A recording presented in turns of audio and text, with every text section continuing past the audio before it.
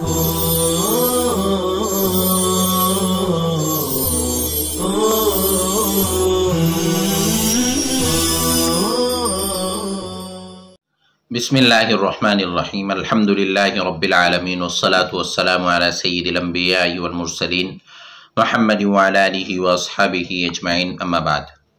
अज़ीज़ तलबा किराम, गुज़िश्ता सबक में हमने बा हर्फ़ जर के चंद मानी पढ़ लिए हैं। आज हम पढ़ेंगे लाम हर्फ़ जर के मानी। देखिए, वल्लामु वहिय लिल इख्तिसास, लाम वो इख्तिसास के लिए आता है। वल्लामु और लाम वहिय लिल इख्तिसासी, वो इख्तिसास के लिए आता है। नहू जैसे अल-जुल्लु लिल फरसी वल मालु लिज़ैदिन। लाम इख्तिसास के लिए आता है। लाम का पहला माना इख्तिसास। इख्तिसास का मतलब किसी चीज को किसी चीज के साथ खास करना। इख्तिसास किसी चीज को किसी चीज के साथ खास करना। अब ये खास करना दो तरह हो सकता है। नंबर एक, बगैर मिल्कियत के वो चीज उसके साथ मखसूस हो, जिसको हम इख्तिसास भी कह सकते हैं कि वो चीज़ उसके साथ खास है लेकिन उसमें उसकी मिल्कियत नहीं है। जैसे जोल घोड़े के लिए है और ये अलजुल्लु फरस के लिए मिल्कियत के एतबार से खास नहीं है, बस उसके साथ मखसूस है लेकिन बगैर मिल्कियत के। वल मालु लिज़ैदिन, माल ज़ैद के लिए। अब यहां मखसूस होना मिल्कियत की वजह से, तो हम इसको कह सकते हैं कि मिल्कियत के लिए। तो गोया लाम इख्तिसास के लिए आता है। इसमें लाम के दो मानी बयान किए गए हैं। नंबर एक इख्तिसास, नंबर दो मिल्कियत, तमलीक। किसी चीज का किसी को मालिक बनाने के लिए आता है। तो माल ज़ैद के लिए है, यानी माल ज़ैद के लिए, यानी ज़ैद माल का मालिक है। तो लाम तमलीक के लिए है और लाम इख्तिसास के लिए। इख्तिसास का मतलब किसी चीज को किसी चीज के साथ खास करना, और तमलीक का मतलब किसी चीज को किसी चीज का मालिक बनाना। नंबर दो, वलित्तालीली, तरकीब इसकी आसान है। अलजुल्लु मुब्तदा लिल फरसी, ये जार मजरूर से मुताल्लिक, शुबह फ़िल से मुताल्लिक खबर, मुब्तदा खबर मिलकर जुमला इस्मिया खबरिया। इसी तरह की तरकीब अलमालू लिज़ैनिन की भी होगी। वलित्तालीली, और तालील के लिए आता है, यानी फेल के इल्लत और वजह बतलाने के लिए आता है। कज़रबतुहु लित्तादीबी, मैंने उसको मारा अदब सिखलाने के लिए। लित्तादीब में जो लाम है वो बराए तालील है। लाम बराए तालील है। ज़रबतुहु, मैंने उसको मारा, लित्तादीबी, अदब सिखलाने के लिए। अब यहां लाम बराए तालील यानी फेल ज़र्ब की इल्लत बतलाने के लिए आ रहा है। वज़ाइदतुन, और बा लाम, और लाम जायदा होता है। का क़ौलिही ताला, जैसे बारी ताला का फरमान, रदीफ़ लकुम, ऐ रदीफ़कुम, वो तुम्हारा रदीफ हुआ, वो तुम्हारा रदीफ हुआ। रदीफ के माने आते हैं, जैसे सवारी को कहते हैं रदीफ, जो पीछे सवार होता है। दो लोग घोड़े पर या किसी सवारी पर सवारी कर रहे हो तो पीछे बैठने वाले को रदीफ कहा जाता है। तो लाम बा की तरह, जैसे बा हमने पढ़ा जायद होता है, ऐसे ही लाम भी जायद होता है। और जायद की अलामत यह होती है कि अगर उसको हज़फ कर दिया जाए तो माने में कोई खराबी पैदा ना हो। वह बिमाना अन, और लाम अन के माने में होता है इदस्तुमिल मअल क़ौली, जबकि कौल के साथ इस्तेमाल किया जाए। जैसे बारी ताला का फरमान, वक़ाल अल्लज़ीना कफ़रू लिल्लज़ीना आमनू लौ कान ख़ैरम मा सबक़ूना इलैहि। और लाम ان کے معنی میں ہوتا ہے جبکہ اس کا استعمال قول کے ساتھ کیا جائے، جیسے باری تعالیٰ کا فرمان وقال الذین کفروا للذین آمنوا، للذین میں جو لام ہے وہ بمعنی ان ہے، یعنی اس کے معنی ہوں گے وقال الذین کفروا عن الذین آمنوا،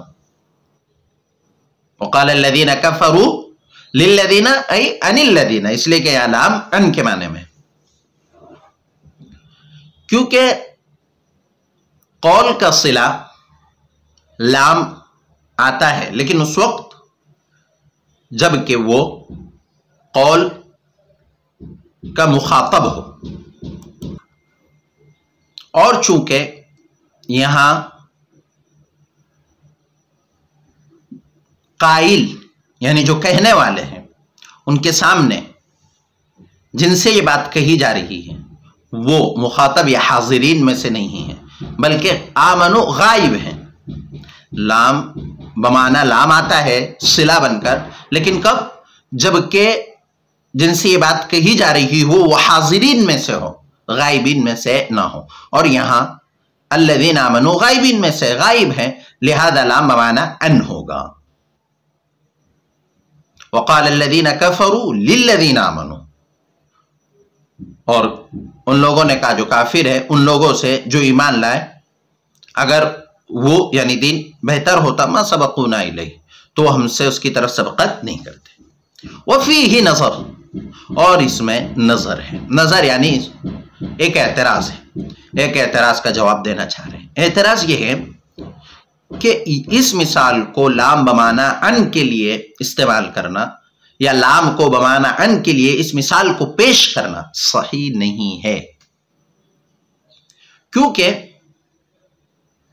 ابھی ہم نے جو قاعدہ پڑھا کہ لام اس وقت صلہ بن کر آتا ہے جب جن سے یہ بات کہی جا رہی ہو وہ حاضر ہو، تو چونکہ یہ بات کافروں نے کہی ہے تو ایمان والے اس وقت حاضر ہوں گے۔ اب جب حاضر ہوں گے تو ایسی صورت میں لام کو ان کے معنی میں لا کر الذین آمنوا کو غائب نہیں کہا جا سکتا، اس لیے کہ کافروں نے جب یہ بات کہی تو ایمان والے وہاں حاضر ہوں گے، تو لام بمعنی لام ہی ہوگا، ان کے معنی میں نہیں ہوگا۔ تو وہ بمعنی ان، اور لام ان کے معنی میں اذا استعمل جب کہ استعمال کیا جائے مع القول، قول کے ساتھ یا قول کے مشتقات کے ساتھ، كقوله تعالی جیسے باری تعالیٰ کا فرمان وقال الذین کفروا للذین آمنوا لو کان خیرا ما سبقونا الیہ وفیہ نظر، اور اس میں نظر ہے یعنی ایک اعتراض ہے۔ اعتراض کیا ہے اس کا جواب آپ کو بتلا دیا۔ وبمعنى الواو في القسم للتعجب، اور واو کے معنی میں، واو قسمیہ کے معنی میں تعجب کے لیے، اظہار تعجب کے لیے، واو قسم کے لیے آتا ہے، یعنی واو قسم کے لیے آتا ہے، تو ایسی ہی اس لام کے معنی بھی قسم کے آتے ہیں اور اظہار تعجب یعنی تعجب کے اظہار کرنے کے لیے۔ واو لام بمعنی واو برائے قسم، کقول الہدلی جیسے شاعر ہدلی کا قول للہ یبقى علی الایام ذو حید بمشخر به الضیان والآس۔ سب سے پہلے ہم اس کا محل استشہاد جان لیتے ہیں کہ اس شعر کو یہاں کیوں لایا گیا، اس کے بعد ہم ترجمہ اور ترکیب دیکھیں گے۔ محل استشہاد یہ ہے کہ یہاں للہ میں جو لام ہے وہ بمعنی واو قسمیہ برائے تعجب ہے، یعنی یہ جو لام ہے للہ میں اس کے معنی قسم ہے اور تعجب کے اظہار کے لیے، یہ محل استشہاد ہے۔ شعر کا ترجمہ ہے للہ یبقى علی الایام ذو حید، اللہ کی قسم علی الایام یعنی دنوں کے گزرنے پر، تو ترجمہ ہم کریں گے اللہ کی قسم زمانے میں کوئی گرہ دار سینگوں والا پہاڑی بکرا، ذو حید گرہ دار سینگوں والا پہاڑی بکرا باقی نہیں رہے گا. لا یبقا کے معنی میں ہے، للہ یبقا یہاں لا محذوف ہے، اصل عبارت ہے للہ لا یبقا. ایسے بلند پہاڑ پر بمشخر، ایسے بلند پہاڑ پر جس میں زیان اور آس کے درخت ہوں. زیان اور آس یہ درختوں کے نام ہیں. بمشخر، مشخر بلند و بالا پہاڑی کو کہتے ہیں. تو اللہ کی قسم زمانے میں کوئی گرہدار سینگوں والا پہاڑی بکرا باقی نہیں رہے گا اسے بلند پہاڑ پر جس میں زیان اور آس کے درخت ہو. محل استشہاد ہم نے یہاں بتلایا کہ للہ میں لام بمعنی قسم ہے اظہار تعجب کے لیے، اور لا یبقا یہاں لا محذوف ہے. لا کو محذوف ماننا یہاں لا محذوف ہے، اس کا قرینہ یہ ہے کہ قاعدہ یہ ہے کہ جب جواب قسم فعل مضارع مثبت ہو، جواب قسم فعل مضارع مثبت ہو، اور یبقا جواب قسم ہے، ابھی ترکیب کریں گے تو سمجھ میں آ جائے گا. تو یبقا فعل مضارع جواب قسم فعل مضارع مثبت ہو تو اس کے شروع میں لام تاکید اور آخر میں نون تاکید کا لانا ضروری ہے. اور یہاں جواب قسم فعل مضارع مثبت ہے اور نہ لام تاکید ہے اور نہ نون تاکید ہے، تو یوں کہا جائے گا کہ یہ جواب قسم فعل مضارع مثبت نہیں بلکہ منفی ہے. اسی لیے اس کے شروع میں لام لن یا لا کا لانا ضروری ہے، لہذا یہاں لا کو لایا گیا ہے. للہ لا یبقا. ترکیب لام حرف جر، للہ میں لام حرف جر بمعنی قسم، اللہ مجرور، جار مجرور مل کر للہ میں جار مجرور مل کر متعلق ہوگا اقسم فعل محذوف کے.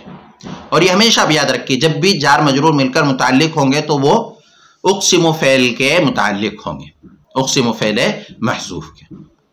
یبقا فعل علی الایام جار مجرور مل کر یبقا کے متعلق، ذو حید فاعل. تو للہ میں لام حرف جر، اللہ مجرور، جار مجرور مل کر اقسم فعل سے متعلق ہو کر یہ قسم.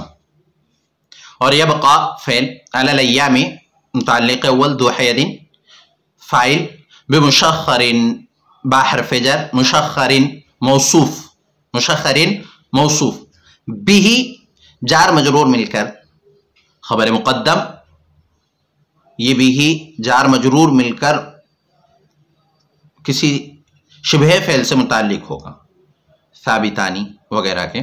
تو بھی جار مجرور مل کر خبر مقدم، الزیان والآس معطوف علیہ مل کر مبتدا مؤخر، مبتدا خبر مل کر جملہ اسمیہ خبریہ ہو کر مشخرین موصوف کی صفت، موصوف صفت مل کر با حرف جر کا مجرور، جار مجرور مل کر متعلق ثانی یبقا فعل کے. یبقا فعل اپنے فاعل اور دونوں متعلقوں سے مل کر جواب قسم، تو یبقا جواب قسم ہے اور للہ قسم.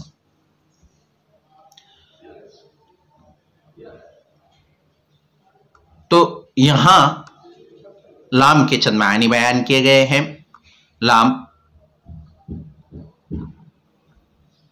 کبھی اختصاص کے لیے آتا ہے، کبھی تعلیل کے لیے، کبھی زائد ہوتا ہے، کبھی عن کے معنی میں ہوتا ہے، کبھی واو بمعنی قسم کے لیے استعمال ہوتا ہے. آج کے ہمارے سوالات ہیں. سوال نمبر 1، لام کے کتنے معنی ہیں اور کیا کیا مثالوں کے ساتھ بیان کیجیے. سوال نمبر 2، مذکورہ شعر للہ یبقا علی الایام ذو حید بمشخر بہ الطیان والآس، اس کا ترجمہ کیجیے، ترکیب کیجیے، نحوی ترکیب، اور مذکورہ شعر کا محل استشہاد بیان کیجیے کہ اس شعر کو یہاں کیوں پیش کیا گیا. اکتفی هذا الكلام. السلام علیکم ورحمۃ اللہ وبرکاتہ.